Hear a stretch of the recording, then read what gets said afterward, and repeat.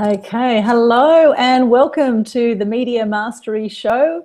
It's my great pleasure to invite you here today. I've got a very special guest I'll be interviewing very shortly. And just a little bit about this guest. Now, he's actually one of Australia's highest paid in-demand copywriters and conversion strategist. He's a best-selling author. He's a speaker, coach, and mentor to thousands of people.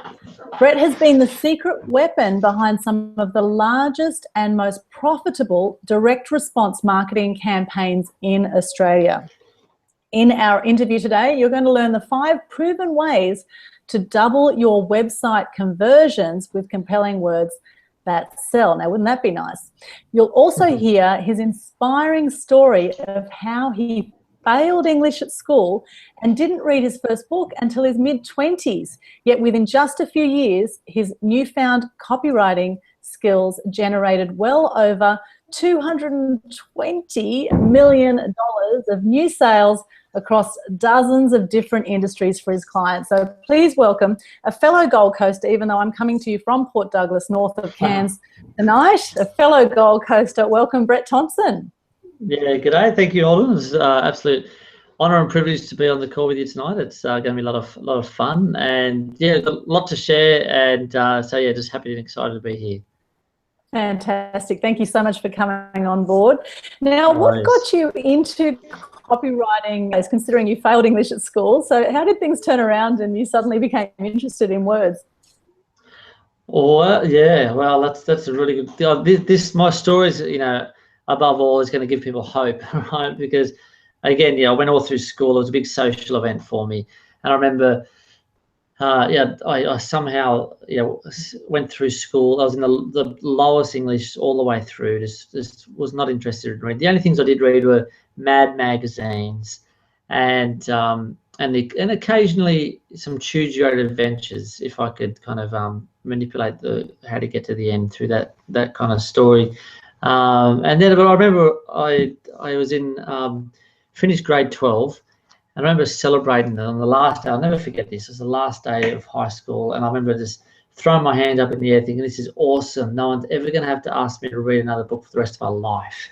And I thought it was great. And then I started, for the next 10 years, I became a full-time investor. Right? I invested 90% of my income into my social life, and I did that really well. And I was pretty much the social scene was it for me, and in that time I was blessed with identical twin boys, right? And all of a sudden I thought, well, I better get serious about life. And at the time I was living in a shared house with 8 other people. One of my best mates, he owned the nightclub, which was our second home. And he was a bit different than us because, he was a business owner, but his room was full of books. And I always used to think, what a stupid thing to put in your room if you could pick anything. Why'd you put books? But anyway, but I got this desire to become more knowledgeable and to become smarter. I figured if I'm going to make a life, I can't just be an expert guy who parties and known as the party guy. So I walked into his room and looked for a book, and something kind of jumped out at me. It was called Awaken the Giant Within by a guy by the name of Anthony Robbins. I went, oh, this is interesting. It said, how to create your destiny financially, physically, spiritually, mentally. I went, all right, here's a good start. So I set my first goal. I thought, right, I'm going to read this book no matter what, right? And I set my first goal to read just 10 minutes a day. And I eventually, it took me 6 months to get through it, but I gave away a lot of the bad habits, and I became a personal development junkie. I thought, this is fascinating. I could really have control of my destiny and all the success principles. So after a number of years being in the personal development industry, I decided to start my own business where I was going to run personal development workshops for kids, teaching kids self-esteem, confidence, communication skills, all that good stuff. Everyone thought it was a great idea. Dived into my first business and learned a very big lesson, right? You can follow your passion here and have a good business idea, but if you don't know marketing, you can lose a lot of money, right? And that's what happened to me. My first year of business turned over $16,000, raising 3 boys at the moment, which is pretty tough. So I found myself at a marketing seminar. A guy by the name of Mal Emery jumped up on stage, known as the Millionaire Maker of Australia. And he said, rightio folks, what I'm going to do now is show you the #1 skill that's put more money in my bank than anything I've ever done. And I thought, right, whatever comes out of this guy's mouth, I'm just going to do it. and he said it's the art of writing compelling words, better known as copywriting. The art of writing compelling words that motivate people to take action, better known as copywriting. And I know I hate copywriting. I mean, I hate writing. I've only just started reading. But I introduced me to a guy by the name of Pete Godfrey. I went down that journey, and my next 12 months, I went from 16K to only $200,000. People started throwing a lot of money at me to write copy for them. And over 7 years, I generated over $220 million for new sales for my clients and myself. And then I just I kind of fell into it that way, and there's so many lessons in that, because people think you have to be a wordsmith to get good at copywriting. See, copywriting, all it is this: it's understanding that it's just salesmanship, but in print, right? And I'd learned how to be good at selling. I just learned the basic principles of selling, and I was able to transfer that in the written word. And lucky for me, I didn't have any English background, because that can kind of slow you up. And I'll talk a little bit about that through the call, but that's kind of how I kind of fell into this industry. It's been a bit of a crazy journey. Wow, that's amazing. So yeah. I guess now you've learned to really love what you do, and I guess you probably love the creative side, do you, of copywriting? Yeah, look, it suits my personality. I'm kind of 100% creative, and I'm in deficit for organisation. So I tell people that even though I'm very good at writing copy, if you ever see me run or promote a time management seminar by me, do not go, no matter what the copy says, right? Because I will be late anyway. But yeah, so writing copy, I do love it, because when you use it the right way, you can really impact people's lives and make a difference. And I love helping business owners, because here's the thing: there's so many good business owners out there. They're very skilled and talented at what they do, but the sad part is that one of their competitors can absolutely annihilate them in business, not because they're smarter, not because they have more experience, and then a lot of the time they're not even as morally at the same level, but they'll crush them online because they've got better marketing. All right, that's not really fair. So I love helping talented business owners who are great at their business, but they just need a marketing help. I love getting in there and getting the words, getting their message crafted right, and putting a good marketing system in there so they can go and make a bigger impact. It's just a buzz for me. Nice. So the types of copy that you look after, is there, what do you do? I guess there's website copy, sales pages. I don't know, what do you do for clients? Yeah, well, most people come for me to to do a marketing campaign. Like what I'm doing, years ago they used to come to me to write one of those long form sales letters to sell stuff for them. But see, marketing's evolved these days, and you can't throw an ad on Facebook and then point to a long form sales letter, because you'll run out of advertising dollars. It's too sudden. So these days you need like a marketing system where you give them something for free, and then they say yes to that. Then you offer them something at a low cost, just so they can put their foot in the water a little bit, and then you can ascend them up to whatever you're buying. There's a bit of a very clever and logical sequence that you can do all online. It can be all automated, and we call that a marketing funnel, right? So a lot of people come to me, and that's kind of what I've been specialising in 3 years, is how to, number one, I write the ads for them, like Facebook ads or Google ads or whatever, or emails to their database, and they point to like what we call a lead magnet, which is something for free that's irresistible. And then we have a very clever ascension program that can turn a prospect into a client in one sitting, right? And that's kind of more of an automated funnel. That's really what I'm doing a lot of these days, because that's modernized marketing. That's you really have to have the person who has, every day you don't have like a marketing funnel, you're leaving wide open for your competitors to come in and swoop in on your, prospects. And staying front of mind really is huge nowadays, because, how many touch points is it now that people need before they do business with you? I think it's at least 9, isn't it? I think it used to be about 7. And yeah, I don't know. There's so many numbers going around. I actually don't know. I just, but I mean, my job is to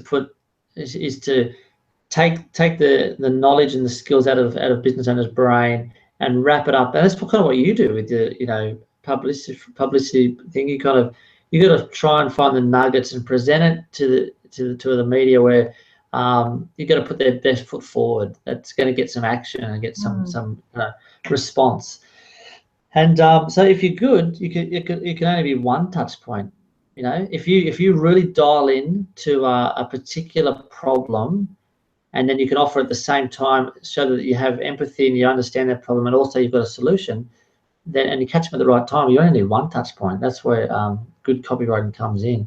And what I tell people is, if you can describe somebody's problem better than they can, they'll automatically think you have the solution. Ah, very cool. I like that. I like that. So that brings us to, now we mentioned we're going to talk about the 5 proven ways to double your website conversions with compelling words that sell. So what sort of things do you look for when you're writing, you know, this emotional type of copywriting, I guess, to tap into those things that your market wants? You know, how do you do that and write their problems better than they can express it?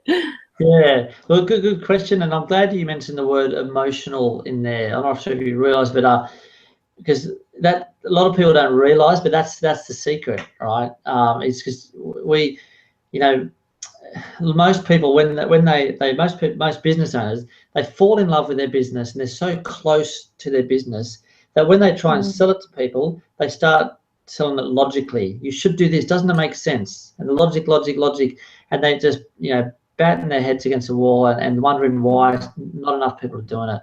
It's because they're so close. They're trying to. We naturally, our default is to try and convince people logically, but you and I know, in salesmanship at its best, it's people buy with emotions and they justify with logic. And give you a proof. You know, look at all the 4-wheel drives that are driving around in the city. You know, like the beautiful SUVs. I mean, you know, do they need a 4-wheel drive? Or is it's an emotional purchase? You know, look at all the gym memberships that people buy, that you make a purchase with emotion, but and there's all these, so many examples. So, you know, so it's my job as a marketer, and here's another bit of a concept, that every business owner who's listening to this, they should consider themselves a marketer first, believe it or not. Like if you're a personal trainer, or you might be a coach, understand this: you're a marketer first, and then you're a personal trainer, or then you're a coach, because it's whoever can market themselves best wins.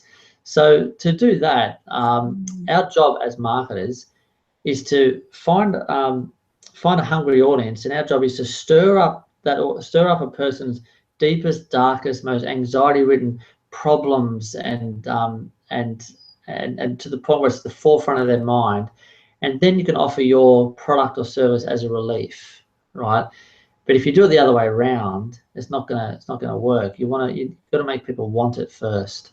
So anyway, so if you want, I can happily go through five things that's gonna help them. Do you want me to start there? Yeah, that'd be great. Thank you. Okay, cool. So yeah, the first thing that you do is nothing to do with writing. All right. Again, to give people a bit of hope, to get really good conversions on your website, you don't have to be a wordsmith. All you need to do is you've got to understand the psychology of your client or of your prospect, and what the psychology is to help them make the next step. That's it, right? And so that's the space I live, breathe, eat, and sleep in. So to understand that level, I spend 70% of my time researching that market, right? And I'll say this. If I believe that in 95% of cases, for a business owner to get a breakthrough in their business, all they need is an irresistible offer that converts, right? And to get an irresistible offer that converts, here's a breakdown of how to do that. 60% of the success of that comes down to finding an audience that's hungry and targeted, right? 20% is coming up with an offer that they're going to want, and then the final 20% is the copywriting to carry that through, right? So knowing that 60% is to do with the audience, that's where I spend most of my time trying to find out what people's wants, desires, needs, fears, objections, and all those kind of things are, and really understand that. Because and And then ideally, I'd try and picture one particular prospect, and I want to try and find out, you know what. Here's the thing: every single one of us, we walk around with a secret problem that we want solved. We wake up in the morning with it, or we want a secret desire that we want to achieve. So, and these conversations are running in our brain, you know, in subconscious brain 24/7. So if we can get our message that connects with that particular conversation, then you're going to get their attention, right? And if you can tie your product into that as a way of solution, then you're going to get their interest, and they're likely going to move forward with you. So that's how deep I go before I put pen to paper. I really find out what's in their mind, what do they want solved, and understand that, right? So that's step one, right? Step two is the big idea, coming up with a big idea. Again, haven't put pen to paper yet. See, I believe every business owner is one big idea away from $1 million payday. And I've proven that with my clients. I've helped clients, they came to me and say, Bret, if you do the copy for this campaign, we'll make $500,000 in 4 weeks. And I looked at the strategy, came up with a new big idea, and instead of making them $500,000 in 4 weeks, I made them $1.6 million in 2 weeks, right? And because the big idea is it's just a matter of finding out where they can slot in the market, what's going to make, what's their point of difference, what's going to convert. The big idea can be really about the offer that you put. That could be the big idea, could be how you tap into a market. There's all these, and that's what you do. You're a specialist in coming up with that big idea for media, right? And as you know, you can throw a lot of mud on the wall, and then all of a sudden one idea will just get picked up and it'll just run. Hey,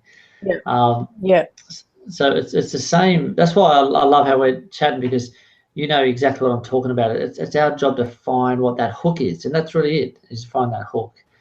So that's the second part. And how do you do that? Just so you know, number one, believe it or not, it's going to sound a little bit woo-woo, but is you got to try and tap in your intuition. It does actually work. This sounds a bit weird, but yeah, yes, I ring clients, I talk to them, I find prospects, I have conversations with them, and I look what competitors are doing. But then you know, intuition is also plays a big part of it. A lot of people, I'll give you an idea. When I work behind the laptop, sometimes I get very sleepy, all right, and I might just drowse off. Now, instead of trying to fight through that, I'll go and have a power nap, and before I do that, I'll give my brain an embedded command and say, see if you can come up with a hook for this campaign. And the subconscious mind keeps working, and so many times I've come up with amazing ideas when I'm in that sleepy state, right? Like, it's, you know how like when you're trying to remember a name, you've been to a party and you can't think of it, but when you're driving home and you're relaxed, then all of a sudden the idea comes. Yeah, it's the same when you lose something. You know, you lose something, you're looking everywhere for it, and you're racking your brain, you're going, where did I leave this thing? And the minute you sit back and relax and think, and you just kind of go, okay, just let it go, and you go, oh, that's where it is. Or, you know, it's like the subconscious mind is so powerful, and sometimes, you know, we overthink things. You know, and the fact we only use 10% of our brains or our capacity, probably even less than that for half of us out there. For the sheeple, as David Icke says, the sheeple out there probably use less than 10%. But yeah, you know, the subconscious mind is very powerful. And on that point, you know, sitting in the bathroom, I come up with great ideas. And I know this isn't, you know, there's no toilet humor going on here, but, you know, when you're relaxed or when you're getting a massage or on the beach, or, you know, it's amazing, you know, what can come to you. I say the beach is like my boardroom at the beach. I come up with great ideas just you know, wandering off, looking into the you know, to the waves, or, you know, into the distance. It's amazing. And do you know why? The reason why it's scientifically proven, like, see, most of the people say to me, they say, Bret, you know, all these ideas you come up, your brain mustn't switch off. And that's true. But to come up with ideas, I have to relax, because when you're go, everyone keeps so busy. You know, one thing that people have, they say, oh, my to-do list is so long. I tell you what's missing on most to-do lists is time to think. You know, every day I have a space and it's time to think. It's amazing when you allow space when your brain to think. You'll be amazed. The brain automatically it's wired to try and think of solutions, but we don't give it space to think. We're always saying, "Oh, what am I going to do now? And I've got to get the lunch after this, and when I'm going to." But yeah, like, yeah. So you know, and that's all. I mean, that sometimes is better than strategies. You know, so better very than. good. So that's number 2 is the big idea. Number 3 is when you've got the big idea, it's my job, and you know what this is like. It's our job to try and formulate that into a headline that's going to resonate, right? To make it clear and crisp and have a big impact. See, a lot of people can do the first 2 right, and when they go and try and turn it into words, it can become confusing and they miss the mark and it'll fall on deaf ears, right? Right. So it's my job to craft a headline, right? Because 80% of the success is a headline. I mean, you look at, I'm talking to the converted here. It's exactly what you do, right? And there's countless of examples. One of my friends, Ted Nicholas, known as the $9 billion copywriter. He's run full-page new magazine ads selling something, and then he's run the same ad again the following week, same print, same layout, same page, same publication, just changed the headline, and one of those ads got 1,700 times more responses purely because of the headline. So 80% of the success comes to the headline. So it's the same with an email, for instance. You know, the email will never get opened unless the subject line, that's the headline. So we spend a lot of time coming up with that headline. Now, understand this, the headline isn't written to sell, right? All the headline's purpose is purely to get them to read the next line. That's it, right? Because when you think about it, you look at a newspaper, it's estimated people stay on a newspaper 3 seconds per page. So what do you think they're doing in those 3 seconds? You know, they're scanning headlines. And images and captions, usually images and captions, isn't it? The next thing, headlines, captions. Yeah, you're spot on. So, and that's a really good point. So, on your website, we're talking about helping double your website conversions. If you've got images, don't use boring stock images that everyone else uses, because people, not only will people just breeze over them, it's actually starting to create friction now because it doesn't look authentic.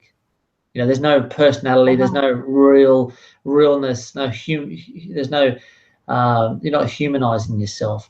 So I encourage you to use, more personal, real photos, and understand this. And like you said, the caption, when someone looks at a photo and catches their attention, the very next thing their eyes do is go to the caption area. Now, that's a very valuable piece of real estate for your copywriting. So you don't waste it with Fig 1. Right. You want to. Well, those things are very good for you. Yeah, true. So you want to put like a headline that's going to kind of evoke emotion. So anyway, headlines. So how do you get good at headlines? Number 1, keep an eye out for good headlines. And if you see something that creates curiosity and intrigue and a desire to want to know more, just copy it. Open up a Word doc, call it Cool Headlines, and just dump it in there and just collect headlines, collect email subject lines. So when it's your turn to write one, you don't have to look at a blank screen. Just get inspired by other things. And it could be something from a totally different industry, like a landscaping industry with some special on. Take out landscaping, put your business in, see if it works. So, that's a bare basic one. But the one of the best ways that I teach my clients is have a brain dump of writing 100 different headlines. And people think, gosh, that's a lot. Why would you do that? Well, you do that because it's going to make you money, right?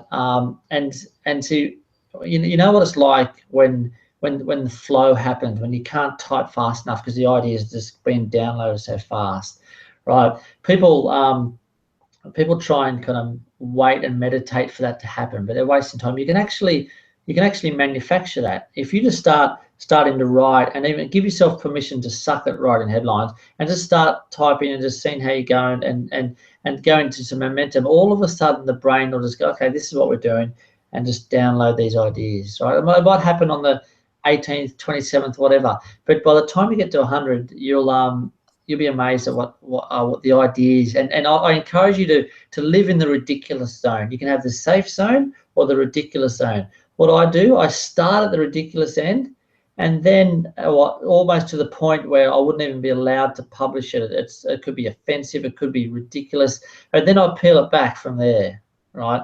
So and anyway, that's kind of what I do for headlines. But it all starts with the researching first, understanding the pain points.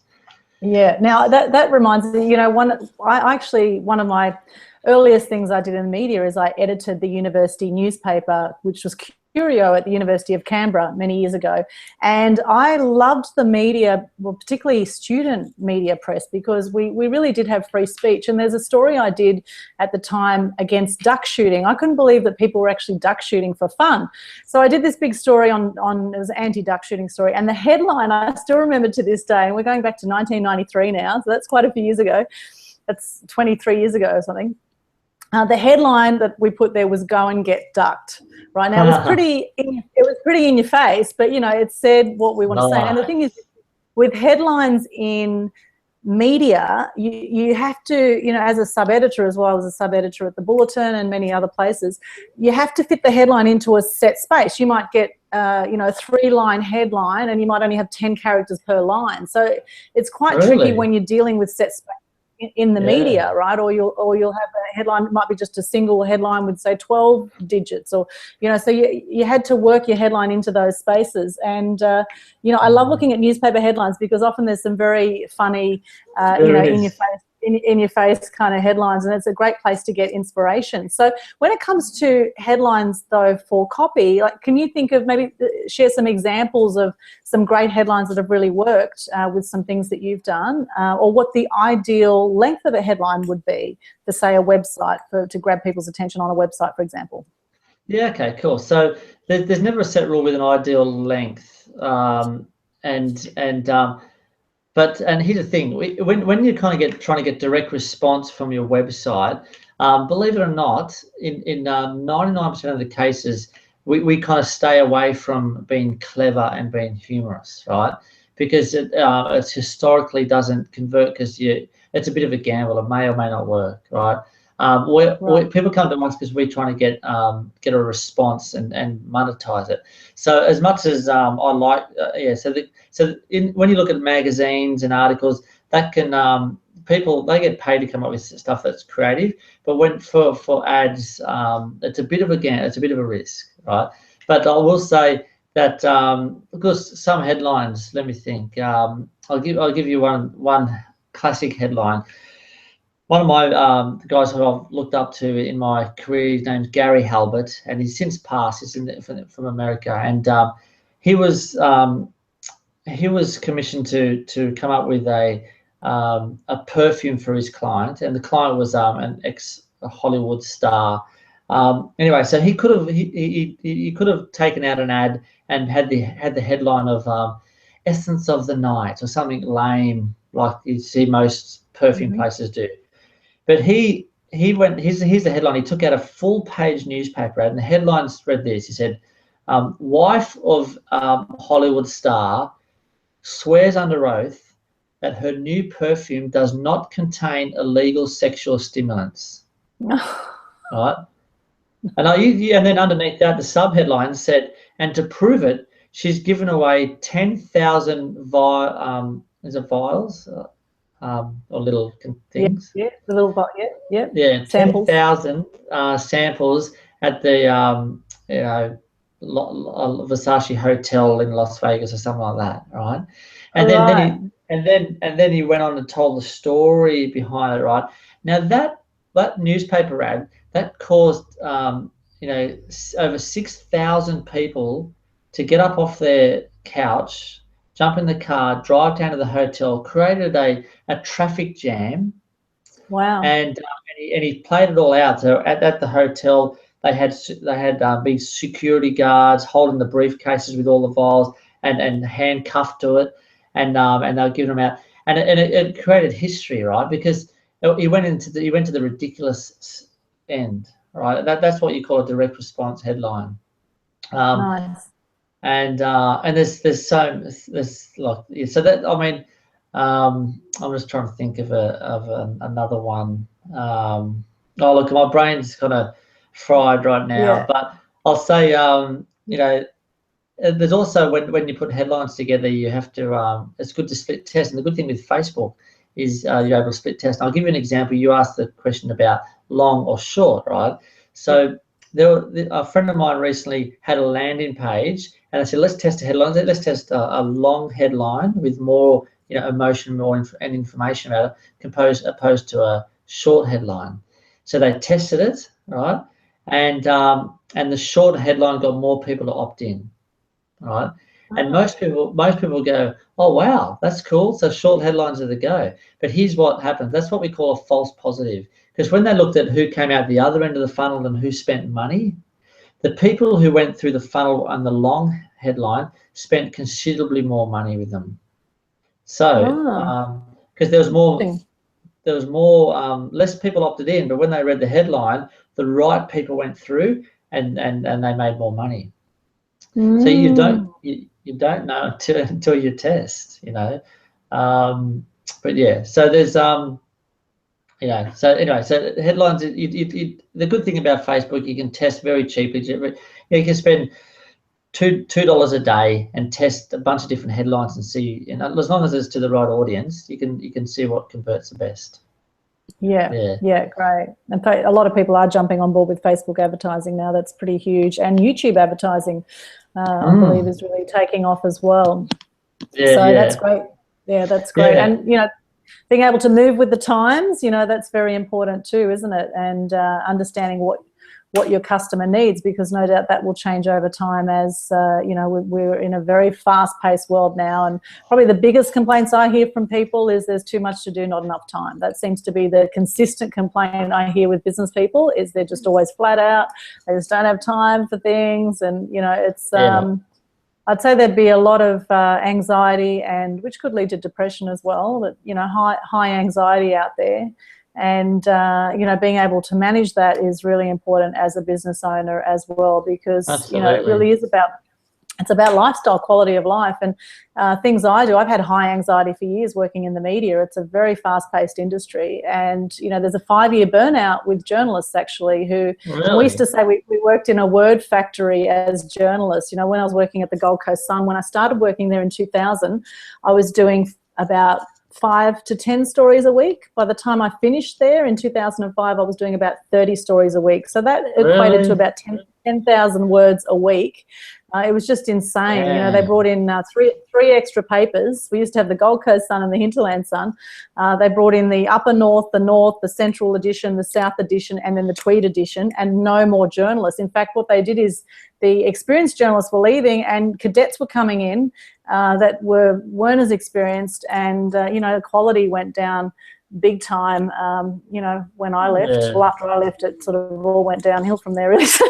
But, you know, it's like a word factory. It was full on, and it's a very stressful industry. So what I do nowadays is I get to the beach, I do yoga, I have saunas, I get massages, all these things to take time out, meditate, read. You know, all these sorts of things are really important. And, you know, having the right people on the team to do your copywriting. If you're no good at copywriting and you don't want to do it, you know, get someone who's experienced. Outsource, find the right people on your team, and clearly that's what you do. So anyway, so next step, I digress a little bit, but, you know, it's about, you know, how to have a great life as well, not just, you know, how to master the media. This is all about helping people get their message out to the masses. That's what I'm really passionate about, particularly getting positive messages in the media and in the new media, in the online media, because, you know, we've been fed a whole lot of lies in traditional media by Big Brother and all sorts of things. And it's about time that we woke up to the truth and started speaking our truth as individuals and as business people, and really propelling that message. And because, you know, so many great entrepreneurs and business people out there got fantastic products and services, and they've got no idea how to market themselves and how to get it out there. So copy is crucial. Copy is crucial.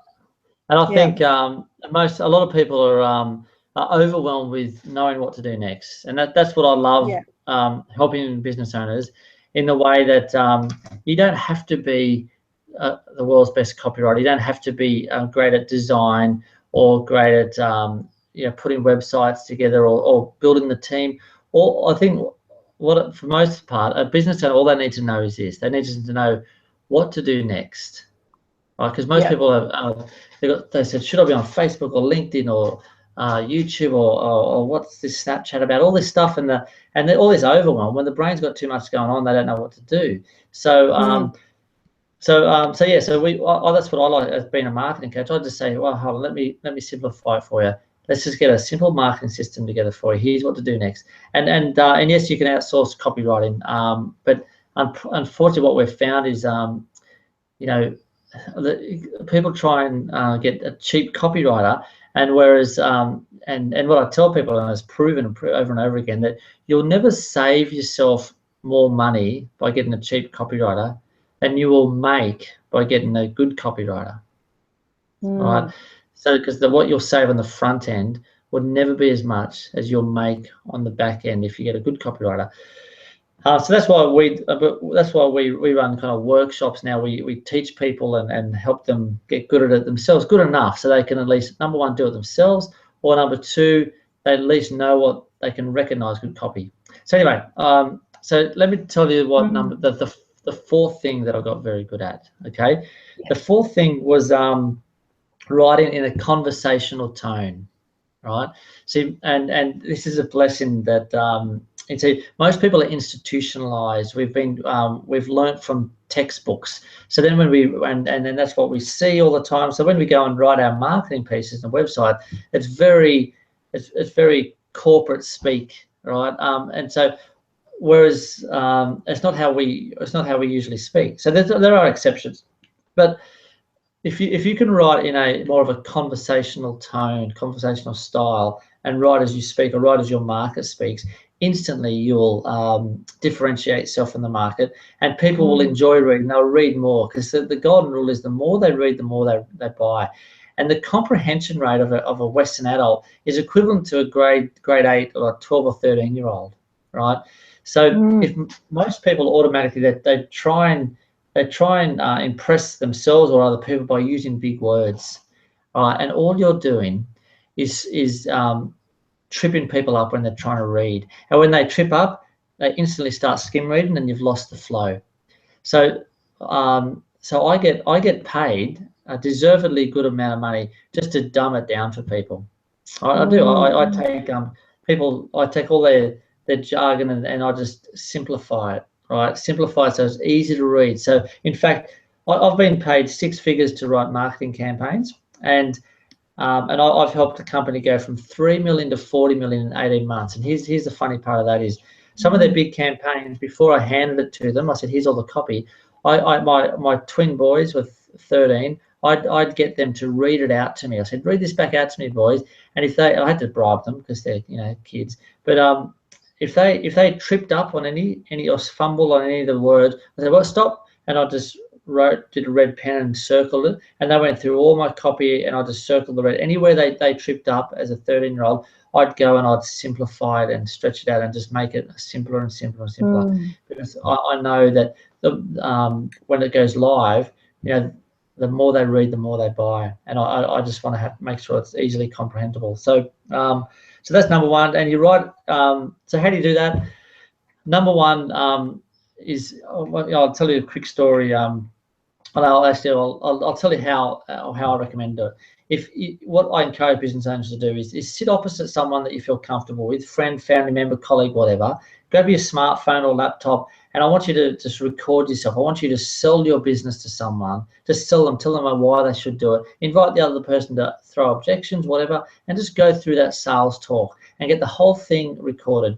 Then shoot it off and get it transcribed. You can go to rev.com, and it comes back 24 hours later, all transcribed. And that's pretty much 70% of your sales script, believe it or not. All you do is you take out the ums and the ahs, but you leave all the other things in there, which we call the joining things, like, oh, by the way, I'll get back to that later, or you love this, or one more thing, or let me explain. So you don't see that stuff in textbooks. But when people read that, it feels like they're with you the whole time. It feels like you're talking to them, and you create rapport, and what you're doing is you're building trust, believe it or not. And the internet is the most distrusted media on the planet. So when people go to your website and they're bouncing, they're going off, it's because it's like people are using words and terminology that's not what they usually speak.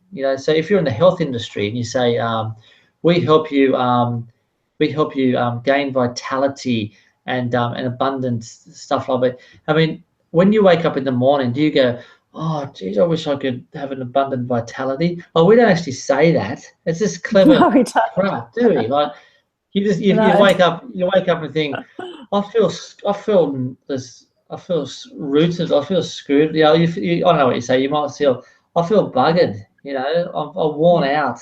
I just, So you gotta write as your market speaks, and so that's a big part of it. And it also in that is storytelling. And that's the other thing I got very good at, was telling stories. And I could do all of those 5 things. I could teach 100 things, but that's the key things I tell is get good at storytelling, because people suffer a lot. We all kind of have some level of what we call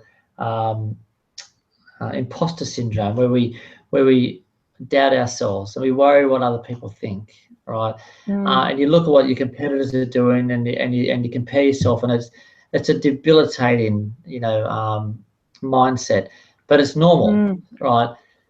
But so you got to understand, people, even though there might be someone who's got a more fascinating story than you, that's okay. But not everyone's going to relate to them. Some people are going to relate to you and your story, and that's what you get paid to do, is help people flush out their stories. So people love stories, and people will resonate with you. And the good thing about stories is this, right? Once you start someone on a story, the brain automatically wants to know how it ends. So you're actually buying yourself time, right? And considering that most people come to your website and they automatically by default have a level of distrust, right? Because they're so used to being sold to. If you pull them into a story, you're actually suspending disbelief, and you're creating time for them to create rapport. They can live vicariously through that story and build belief and trust and all those good things. And here's the thing, people won't buy from you if they don't believe you. They won't buy from you if they don't trust you. So a good story can really achieve those things. So I tell people, people say to me, Bret, how do I be a good copywriter? And I said, you don't want to be a good copywriter. You just got to be a good storyteller. And that's very, very good. I like that. And it's the same in journalism. As a reporter, we were always taught to write for a 14-year-old. It was always, keep it really simple. You want to make it really easy to understand. And, that's well, not just for a 14-year-old. You're actually saying use the words that your client or the people you're marketing to or want to connect with, use the exact same words that they do. And there is a real art form in that. There's, it would take some intent listening, I would say, to your clients and how they speak to pick up on that. And if you're anything like your clients, because most people are very similar to their clients, just notice how you speak. Yeah, absolutely. That's why I love sending out surveys to my database and asking them what their number one biggest frustration is. So when they tell me in their own words, they pretty much have told me how to sell to them. I use their words back to them, because I know I'm very morally know that my products and services are going to help them. So instead of me coming up with creative words, I'll turn it around and use that as marketing. So so writing as people as your market speaks is absolutely critical, and it's a good way to differentiate yourself. So I'm talking about emails, a great video scripts, sales letters, even your website copy for all your different pages, and even Facebook ads. But ultimately, if you can combine storytelling with a conversational tone and inject an emotion, you'll get amazing conversions. Hey, I kid you not. Fantastic. And you show people how to do this, right? You've got a workshop coming up. Would you like to tell us a bit more about that? Yeah, look, so well, Lanika and Lanika, my beautiful bride, we're both best-selling authors. She's a doctor of metaphysics, and we combine marketing and mindset, right? And we've done a lot of events together where we get up and teach, right? And we notice a pattern. It wasn't just from us, but any other speaker, is that you can drop the most amazing knowledge bombs on a crowd, but only 10% at best will implement. And that's when you've got a coach's heart and you really want to make a difference in business owners' lives. That's a bit frustrating and annoying. So we started doing implementation workshops. We said, listen, we're going to create the space where you're going to get a little bit of teaching, but we're going to actually get stuff done. So 100% of the room walks out with their copy finished. So instead of walking out with a notepad full of to-do lists of what I should do and expect you to fit it into life, which never happens, we create implementation workshops. And in fact, we had one of the most successful marketing seminars in Australia. It was called the 7-Hour Sales Letter, where we took a room full of people to write one of those long-form sales letters. And we didn't have to do any marketing. We just announced it, and it was filled up. But we stopped it, right? Because one of those long-form sales letters doesn't guarantee success these days. These days, you need a marketing funnel. You need just a very simple 3-step funnel to build your list and turn them into clients on demand. So now we've got a workshop on the Gold Coast called the 7-Hour Sales Machine, and we help people. You walk in with nothing more than an idea, which I want to help people with, and they can. And under our guidance, we have fill in the blank templates. We have a workbook, and we'll write all your emails with you. You'll get all your Facebook ads written, and you'll get your web copy done for a marketing system that'll be automated, so you can get leads and sales on demand. So that's the big promise. We're super excited about it because the reality is it's not skill or talent that stops a business from thriving, or morals. It's actually marketing these days, and this is the way we're kind of giving back and contributing, is just to help people get in a very solid marketing system in place, so they can kind of make a bigger impact to the world.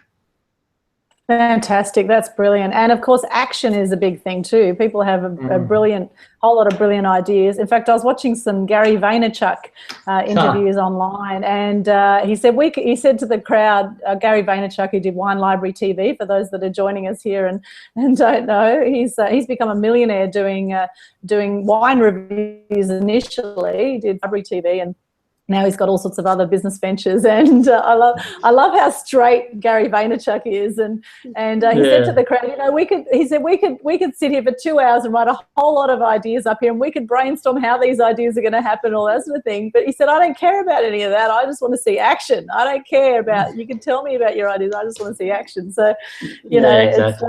It's true, isn't it? And as entrepreneurs, we have a million ideas that come up all the time. They call it the entrepreneur curse, and I think the big thing is just do it, get it done. And in fact, the reason I've relaunched the Media Mastery Show is because in the last month, two of my friends have died in the last month. Oh. One was age 42, one was age 45. Serious? And very, very sad. And they died suddenly, very unexpected. And I thought, well, I'm 42, and I'm not going to be looking any younger tomorrow. So unless I get my anti-aging creams into action, which actually I have been. So, well, maybe I will look younger tomorrow. But anyway, what I'm saying is, like, now is the moment, and now is the time. And whatever it is you want to do and you're passionate about, just bloody do it. It doesn't have to be perfect. And in fact, it'll probably take a few goes and you'll probably stuff up a few times, but just keep going. And that's another big thing I heard from Gary Vaynerchuk, is how persistent he was. He just wouldn't let, in fact, he thrived when things were going, where things were chaotic. He said he thrived in that environment. It was like the challenge was to, how can you beat this? How can you, turn a perceived negative or learning experience into a positive? And because absolutely, action. And And here's the thing, that's why we put on our workshop, is because we want to manufacture, we want to create an environment that that produces action. See, when business owners are left to their own devices, we'll find a way to sabotage ourselves. What we call the monkey brain comes in, and when you know you're meant to be doing something, the monkey brain will start saying, what about all these other things that you actually want to do, all the fun things, and you justify them. It's so easy for you to justify. Whereas when you're put in the right environment, you can do amazing things. I'll give you an example, right? Well, I was Mal Emery's personal copywriter. He's like the million maker of Australia, millionaire maker. He said to me, he said, Bret, what I want to do, mate, I want to take you on a tour around Australia. We go to 6 different seminars, and I want you and I are going to be on stage. We're going to pull someone from the audience, and we're going to interview them about their business. And then I want you to lock yourself in a room for 24 hours and write 12 months of their marketing in 24 hours, put it onto a PowerPoint and present it to the audience. Can you do it? And I have this philosophy, when there's an opportunity, I'll say yes now, and I'll work out how to clean up the mess later, right? So I did it, right? And and so I did it 6 times. Now here's the thing, that because of fear of public humiliation, right?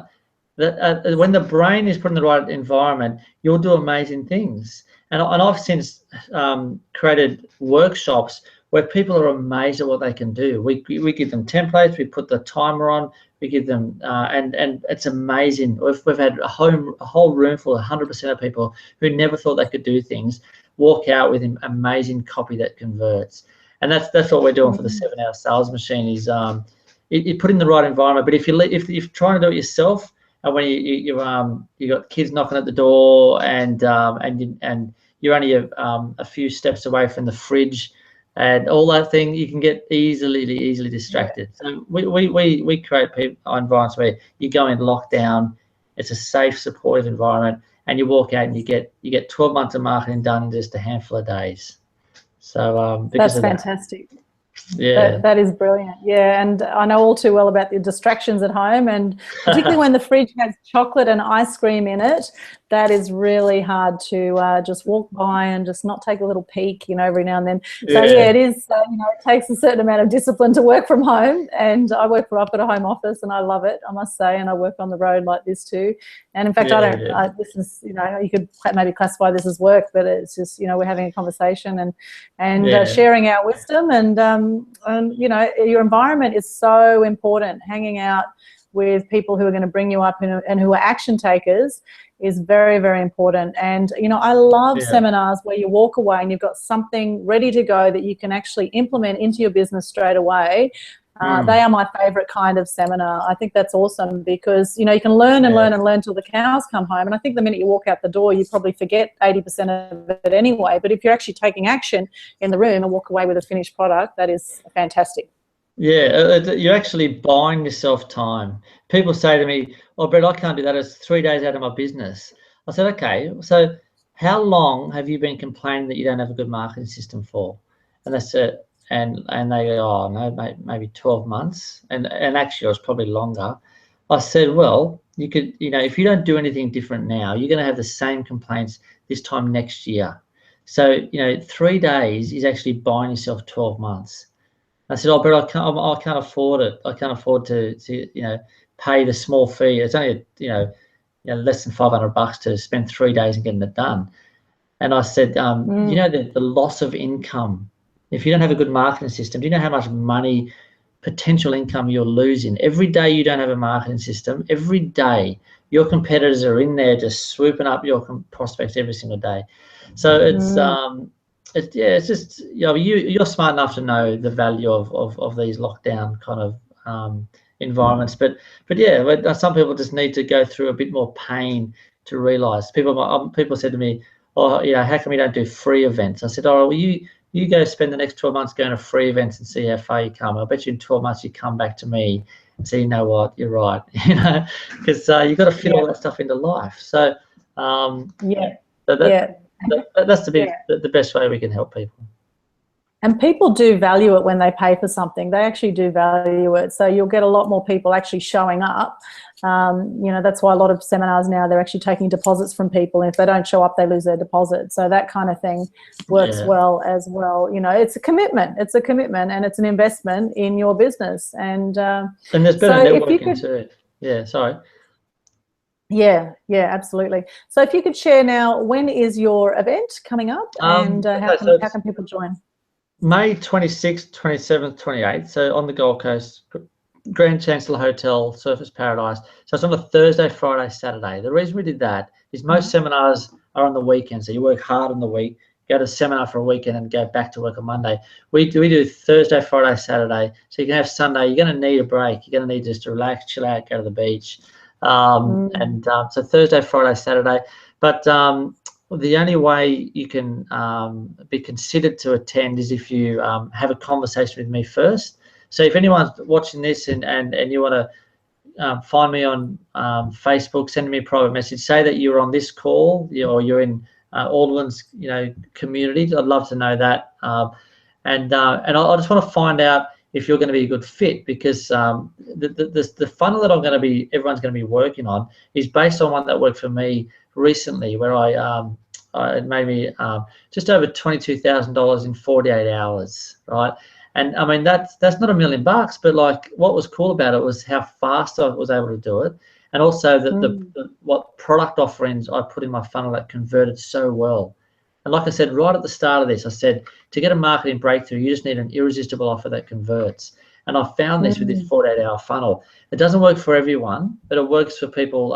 It's primarily for anyone who's speaker, author, coach, consultant, a service provider, or a product owner. If people have got really good information in their head, but they're just confused on how to splinter it into a marketing system, I can help them do one of these funnels. So I want to have a conversation and see if you're going to be a good fit. If you're not, I'll tell you politely it's not going to work, and I'll point you in the right direction. But if it is, we can talk about having you a part of the 7-hour sales machine.